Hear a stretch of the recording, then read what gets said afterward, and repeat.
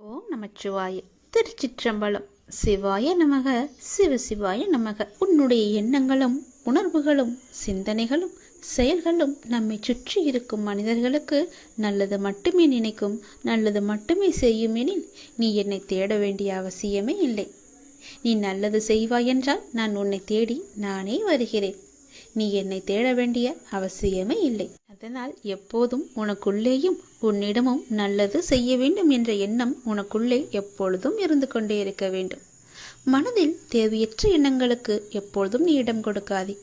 உன் எண்ணங்களை என்னிடம் செலுத்திவிட்டு உன் கடமைகளை மட்டும் நீ செய். உன் செயல்களுக்கு நானே பொறுப்பெடுத்துக் கொள்கின்றேன். உன்னுடைய பல பிரச்சனைகளுக்கு உடனடி தீர்வு வேண்டும் என்று என்னிடம் கேட்கின்றாய். அதற்கு நான் ஒரு வழி சொல்லவா? நான் சொல்வதை நீ ஏற்றுக்கொள்வாய் என்று நம்புகிறேன். அதற்கு உடனடி தீர்வு என்றால் மறதிதான். நல்லதோ கெட்டதோ எதுவாக இருந்தாலும் நடந்து முடிந்து விட்டது. அதை அனுபவித்து தீர்த்த பின் அதை நாம் மறந்து விட வேண்டும். எதுவும் நடக்காதது போல இருந்து கொண்டு புதிய ஒன்றை நாம் தேட வேண்டும். அந்த புதிய ஒன்று நம்முடைய ஆனந்தத்திற்கு நம்மை அழைத்து செல்வதாக இருக்க வேண்டியது அவசியம். அதை நீ மறந்துவிடக்கூடாது. நடந்து முடிந்ததை நினைத்து நீ வருத்தப்படவும் கூடாது. நம்மை விட்டு போய்விட்டதே என்று கவலைப்படவும் கூடாது. நிறைய விஷயங்களில் மறதி இல்லாததால் தான் நிம்மதி என்ற உணர்வு நம்மிடம் இல்லாமலே போகின்றது. எதிர்பார்ப்பு என்ற ஒன்று தோன்றி நிம்மதியை குலைக்கின்றது. ஏமாற்றம் என்ற பாதிப்பு நிலை நம்மை திசை திருப்பி நிம்மதி என்ற உணர்வை பறித்து கொள்கின்றது. கோபம், பழிவாங்கும் எண்ணம் போன்றவற்றை அது தானாகவே தூண்டிவிடும். இவற்றையெல்லாம் தவிர்க்க வேண்டுமானால் நான் சொல்வது ஒன்றே ஒன்றுதான். நேற்றைய சூழலை இன்றைக்கு நீ மறந்துவிடு. யதார்த்தத்தில் மட்டுமே வாழ பழகு. அந்த நேரத்தில் மனக்கட்டுப்பாட்டை பிரயோகிக்க நீ கற்க வேண்டும். விஷய பாதிப்புகளை நினைத்து கொண்டிருக்காமல் மனதை கட்டுப்பாட்டுக்குள் வைத்துக் கொள்ள வேண்டும். நமக்கு பிடிக்காத ஒன்று நடந்தால் உடனே எதிர்ப்பை வெளிக்காட்டும் நிலையை மாற்றிக்கொள்ள வேண்டும். அமைதியாக இரு. அது நமக்கானது அல்ல. நம்மை பற்றி அவர்கள் பேசவில்லை, நம்மை விட்டு அது போகவில்லை என்ற எண்ணத்தில் நீ வந்துவிடு. பழிவாங்குதல் போன்றவற்றை செய்வதை நீ தவிர்க்க வேண்டும். விமர்சனம் செய்வதை விட்டுவிட வேண்டும். இப்படி பல விட வேண்டியவற்றை விட்டால் மட்டுமே உனக்கு வேண்டியது எல்லாம் வரும்.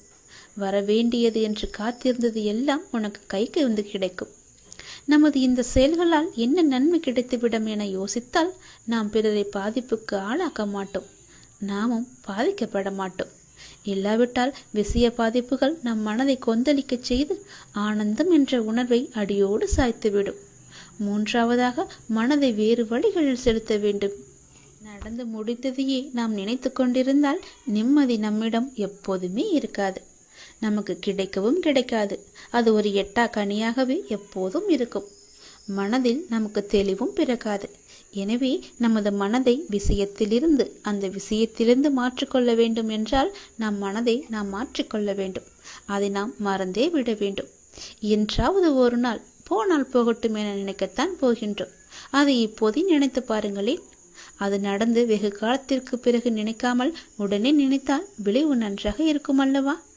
வாழ்நாளில் அனுபவங்களை நாள்தோறும் அனுபவித்துக் கொண்டே வருகின்றோம். அதை நினைவில் வைத்திருந்தால் நல்லது நடக்குமா? அதை அப்படியே விட்டுவிட வேண்டும். இதற்கு நம் மனதை மாற்றுவதே ஒரு சிறந்த வழி, மகத்தான வழி. நான் சொன்ன வழி உனக்கு நன்மையாக இருக்கும் என்று நம்புகிறேன். அதை நிச்சயம் கேட்டு அதன்படி நடப்பாய் என்று நம்புகிறேன். அதன்படி நடந்தால் நிச்சயம் உன் வாழ்வில் பல நிம்மதிகள் உன்னை வந்து சேரும். சந்தோஷங்களும் தானாகவே வரும். நிம்மதிக்கான வழியை நான் காமித்து விட்டேன்.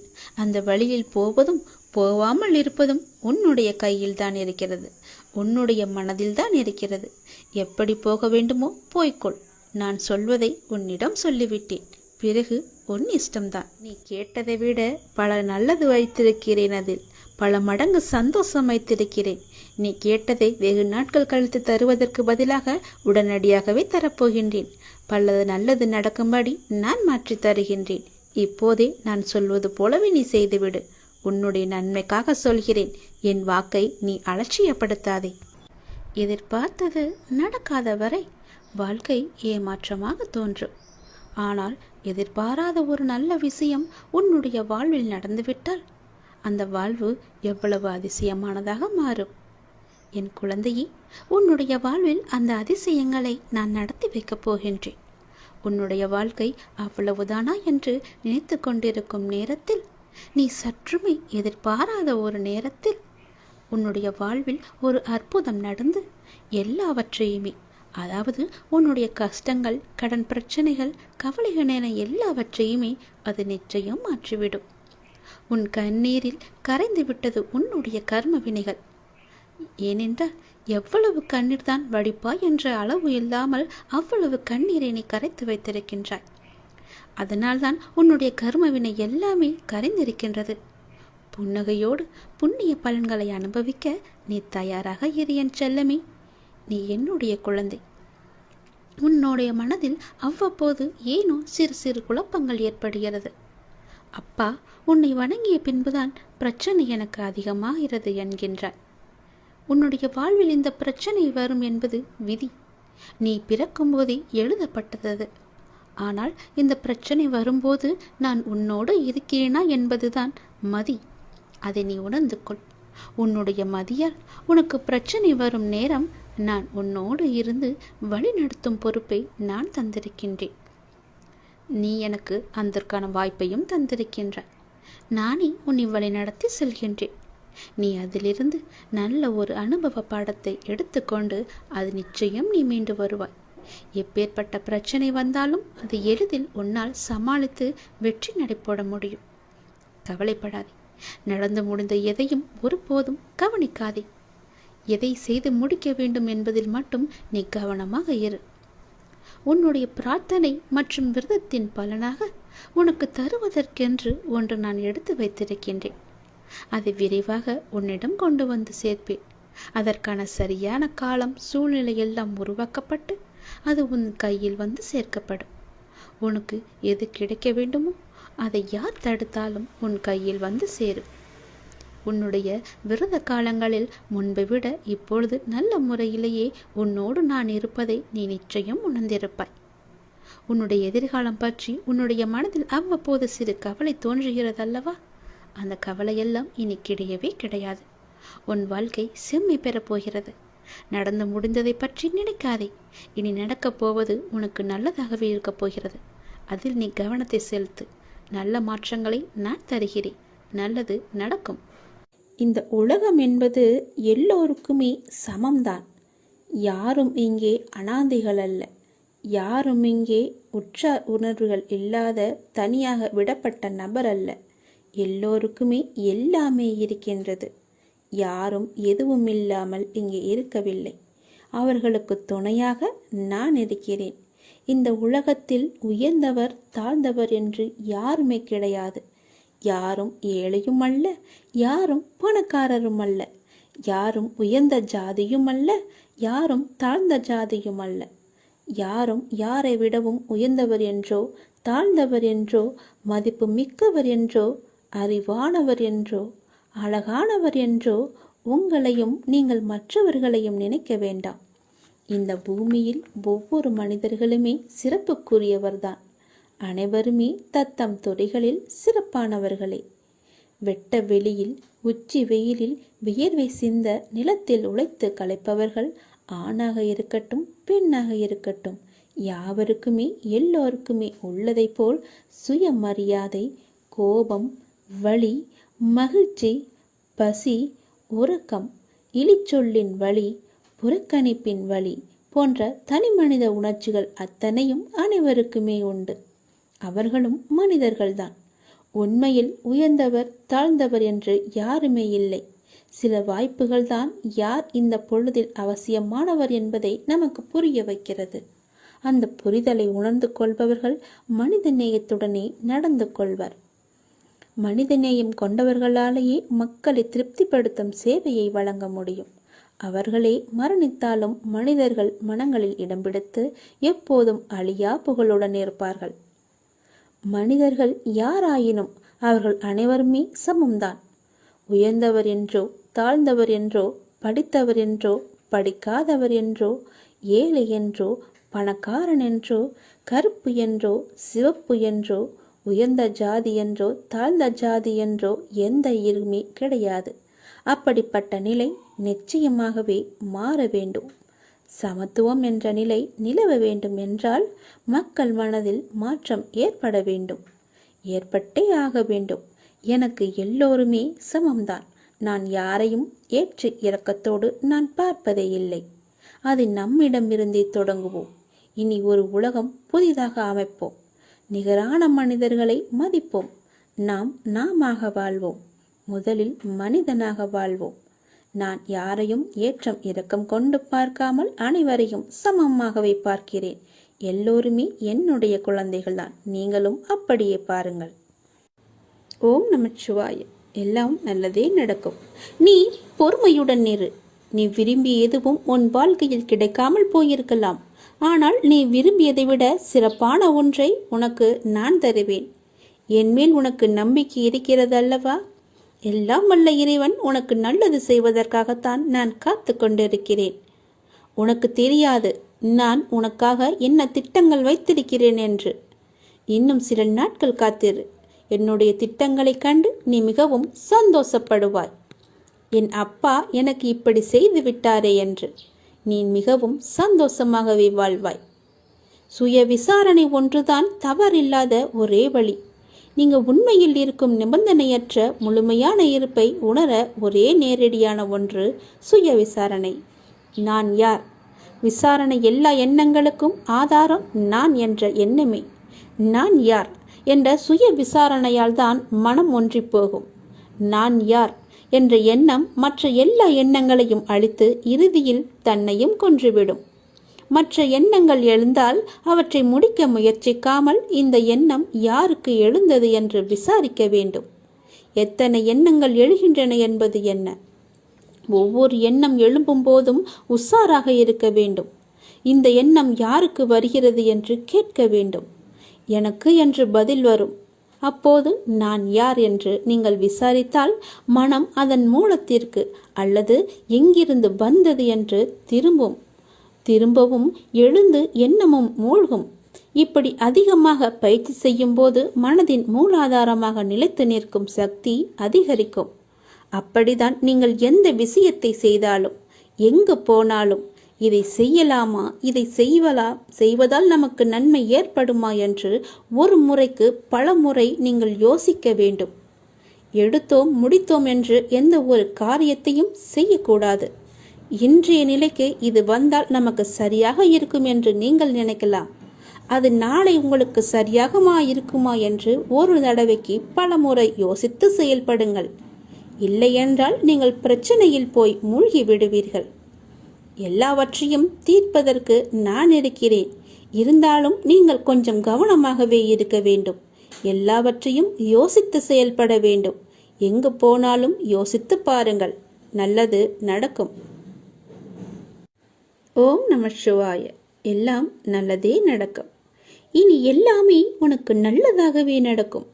நீ மனதில் குழப்பத்தோடு இருப்பதால் செய்யும் எல்லா செயலிலும் உனக்கு கவனம் செலுத்துவதாக நினைத்து கொண்டு நீ இப்போது கவனமின்றி எல்லாவற்றையுமே இழந்து கொண்டு வந்து கொண்டிருக்கிறாய். சரிதானே? உன்னிடம் உள்ளது எல்லாமே இழக்கும் சூழ்நிலையில் இருக்கிறது. ஏனென்றால் உன் மனதில் குழப்பம் உன்னை ஆட்டிப்படைத்து கொண்டிருக்கிறது. எந்த சூழ்நிலை ஆயினும் அதிலுள்ள நல்லதை மட்டுமே பார்க்கும் பழக்கத்தையும் பக்குவத்தையும் நீ வளர்த்துக்கொள். அப்பொழுதுதான் உன்னால் எவ்வளவு கடினமான சூழ்நிலையும் எதிர்கொள்ள முடியும். நீ ஒன்றை மட்டும் புரிந்து கொள். இவ்வுலக வாழ்வில் நடக்கும் நிகழ்வுகள் அனைத்துமே ஏதாவது ஒரு காரணத்திற்காக மட்டுமே நடக்கிறது. அதில் நீ மட்டும் விதிவிலக்கு அல்ல. உன் வாழ்வில் நடக்கும் நிகழ்வுகள் அனைத்தும் உன் இறந்த கால வாழ்விலோ அல்லது முன் ஜென்மத்திலோ நீ விதித்த செயல்களின் விளைச்சல்கள். அதைதான் தற்போது நீ அறுவடை செய்து கொண்டிருக்கிறாய். அதற்காக நீ உன்னை தாழ்த்தி கொள்ளாதே. எல்லாமே உன்னுடைய கர்ம வினைகளின் படிதான் நடந்து கொண்டிருக்கின்றன. இப்பொழுது நீ செய்யும் செயல்களுக்கான பலனை வருங்காலத்தில் நிச்சயமாகவே அனுபவிக்க வேண்டும். அதனால்தான் நான் உனக்கு அடிக்கடி கூறுவது, எல்லோருக்கும் உன்னால் முடிந்த உதவிகளை எந்த ஒரு எதிர்பார்ப்பும் இன்றி செய் என்று. யாரையுமே நீ திட்டாதே. உன் வாயால் சாபமிடாதே. யாருக்கும் உன் மனதால் கெடுதல் நினைக்காதே. நீ எதை செய்கிறாயோ அதுவாகவே உன்னை வந்து சேரும். அதற்காக எனக்கு தீங்கு துரோகம் நிலத்தவர்கள் என்ன செய்ய என்று நீ என்னை பார்த்து கேட்பது எனக்கு புரிகிறது. உன்னுடைய மனம் வருந்தினாலே போதும். உனக்கு பாதிப்பை தந்தவர்களுக்கான தண்டனையை காலம் நிச்சயம் கொடுத்தே தீரும். உன் அப்பா நான் பார்த்து கொண்டு சும்மா இருக்க மாட்டேன். எல்லாமே உடனுக்குடன் நடக்க வேண்டும் என்று மட்டும் நினைக்காதே. தாமதமாயினும் என்றுமே தர்மமே வெல்லும். எனவே எந்த நேரத்திலும் நேர்மையாக சிந்திக்கவும் செயல்படவும் நீ தொடங்கு. அதுதான் உனக்கு உன் லட்சியத்தை அடைய செய்யும். என் வார்த்தைகள் மீது நம்பிக்கை வை. உன் அப்பா செய்வது எல்லாமே உன்னுடைய நன்மைக்காகவே. இந்த சிவனின் வாக்கு என்றுமே பவைக்காது. சிவன் செய்தால் எல்லாம் நல்லதாகவே நடக்கும். உன் அப்பா நான். எல்லாவற்றையும் நானே பார்த்து கொள்கிறேன். வாழ்வில் உனக்கான தேடல் நிச்சயம் கிடைக்கும். அதற்காக உன்னுடனே நான் துணை நிற்பேன். நீ எதற்குமே கலங்காதே. உன் தேடல் எதுவோ அதை நோக்கி நீ பயணப்பட்டு கொண்டே இரு. என் துணை நிச்சயமாக உனக்கு இருக்கும். உன் கண்ணில் வடியும் கண்ணீரை துடைக்க நானே வருவேன். நானே உனக்கு துணையாக இருப்பேன். நீங்கள் சற்று திரும்பி பாருங்கள். உங்களை கஷ்டப்படுத்திய நாட்கள் எல்லாம் கற்றுக் கொடுத்த நாட்கள் என்று உங்களுக்கே தெரிய வரும். அத்தகைய அனுபவங்களை சேகரித்து வையுங்கள். இனி வரும் நாட்களில் எச்சரிக்கையோடு செயல்பட அதுவே உங்களுக்கு உதவியாக இருக்கும். கவலைப்படுவதற்கு காரணங்களை தேடாமல் ஒவ்வொரு நிகழ்விலும் உள்ள யதார்த்தத்தை எண்ணி மகிழ்ச்சியாக இருக்க பழகி கொள்ளுங்கள். எந்த சூழ்நிலையிலும் முயற்சியை மட்டும் கைவிடாதீர்கள். விதியின் பயனில்லை என்றாலும் முயற்சியின் பலன் கட்டாயம் உண்டு. காலில் மிகச்சிறிய முள் குத்தி இருந்தால் கூட எவ்வாறு விரைவாக ஓட முடியாதோ அதை போல உங்கள் மனதில் சிறிய சிறிய பிரச்சனைகள் உங்கள் செயல்பாட்டு திறனை பாதித்தால் நீங்கள் பெரிய வாய்ப்புகளை உரிய தருணத்தில் சரியான முறையில் பயன்படுத்தி வெற்றி காண முடியாது. எனவே சிறு பிரச்சனைகளுக்கு முக்கியத்துவம் தராமல் அப்பிரச்சனைகளுக்கு உடனுக்குடன் தீர்வு கண்டு நமது மனதை மிகவும் அமைதியான முறையில் வைத்துக்கொள்வது நமக்கு விரைவிலேயே வெற்றியை ஈட்டி தரும். வாழ்க்கை முடிவற்ற சாத்தியங்கள் நிறைந்தது. நன்மைகளை அறுவடை செய்ய சரியான நேரத்தில் சரியானதை செய்யுங்கள். கடும் உழைப்பு என்பது ஒரு சந்தோஷம். அதை செய்து கொண்டே இருக்க வேண்டும். வெகு நிச்சயமாய் ஏதோ ஒரு கணத்தில் அந்த கிரீடத்தை தலையில் வைக்கும். அந்த கணம் யாருக்கும் கிரீடம் என்று தெரியாது. ஆனால் உழைப்பவர்களுக்கு கிரீடம் நிச்சயமாகவே உண்டு. ஒருபோதும் உழைப்பவர் தோற்று போக மாட்டார். உழைப்பவருக்கே உழைப்பின் அருமை தெரியும். ஆகவே உழைப்பதை ஒரு வைராக்கியமாக கொண்டு உழைத்து வெற்றி பெற்று நீங்கள் வாழுங்கள். இந்த அப்பாவின் துணை உங்களுக்கு எப்போதுமே இருக்கும். என் அனுக்கிரகத்தால் இந்த பிறவியில் என்னை நீ ஆராதித்து கொண்டிருக்கிறாய். அப்படி என்னை வணங்கும் அவகாசம் உனக்கு கிடைத்ததே ஒரு பெரிய யோகம்.